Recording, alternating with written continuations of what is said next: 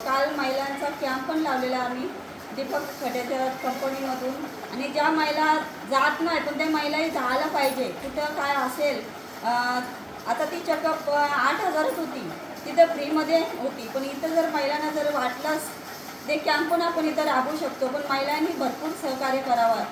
पण महिला ही स्वतःची काळजी मुलांसाठी करतो, नवऱ्यासाठी करतो, समाजासाठी करतो. मग स्वतःची काळजी कधी घेणार? आणि आपल्या आरोग्याची काळजी आपणच घेतली पाहिजे. कुठेही कमतरता भासली ना पाहिजे. आपण आहोत, आपलं घर आहे, घर आहे तर संसार आहे, संसार आहे तर मुलं आहेत, नवरा आहे, सर्व काय.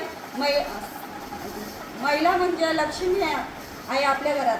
त्या लक्ष्मीची काळजी आपण स्वतःनेच घेतली पाहिजे. नवरा तर घेतोच, कुटुंब पण घेतो, पण स्वतःची काळजी स्वतःने अगोदर घेतली पाहिजे, तरच आपण घर सांभाळू शकतो. आपले आरोग्य आपल्या हातात म्हणतो, पण ते पण जनजागृती त्याच्यावरती करायला लागतील असं. कारण आपण आपल्या व्यस्त कामामध्ये आपण थोडं आपल्या आरोग्याकडे दुर्लक्ष करतो.